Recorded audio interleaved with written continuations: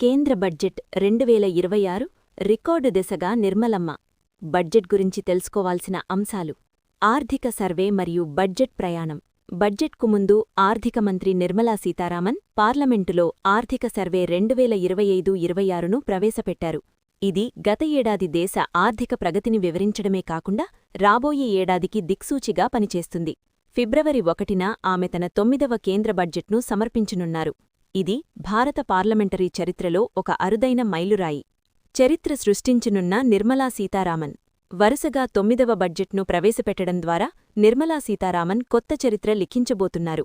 అత్యధికంగా 10 బడ్జెట్లు సమర్పించిన మాజీ ప్రధాని మొరార్జీ దేశాయ్ రికార్డుకు ఆమె చేరువవుతున్నారు. మహిళా ఆర్థిక మంత్రిగా అత్యధికసార్లు మరియు అత్యంత సుదీర్ఘకాలం బడ్జెట్ బాధ్యతలు చేపట్టిన ఘనతను ఆమె ఇప్పటికే సొంతం చేసుకున్నారు. ప్రసంగాల రికార్డులు. బడ్జెట్ ప్రసంగాల్లోనూ ఆసక్తికర గణాంకాలున్నాయి. 2020లో నిర్మలా సీతారామన్ 2 గంటల 40 నిమిషాల పాటు ప్రసంగించి అతి పొడవైన బడ్జెట్ ప్రసంగం చేసిన నేతగా నిలిచారు.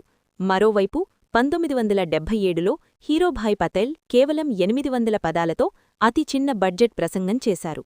ప్రస్తుతం యూనియన్ బడ్జెట్ మొబైల్ యాప్ ద్వారా సామాన్య ప్రజలు సైతం బడ్జెట్ పత్రాలను డిజిటల్గా సులభంగా పొందవచ్చు. మారిన బడ్జెట్ సమయం. గతంలో బ్రిటిష్ కాలంనాటి పద్ధతి ప్రకారం ఫిబ్రవరి చివరి రోజున సాయంత్రం 5 గంటలకు బడ్జెట్ ప్రవేశపెట్టేవారు. లండన్ సమయానికి అనుగుణంగా అప్పట్లో ఈ నిర్ణయం తీసుకున్నారు. అయితే ఈ సాంప్రదాయాన్ని మారుస్తూ ఇప్పుడు ఫిబ్రవరి 1న ఉదయం 11 గంటలకే బడ్జెట్ను సమర్పిస్తున్నారు. ఈ మార్పు వల్ల బడ్జెట్ విశ్లేషణకు మరియు మార్కెట్ స్పందనకు తగిన సమయం లభిస్తోంది. దేశం చూపు బడ్జెట్ వైపు.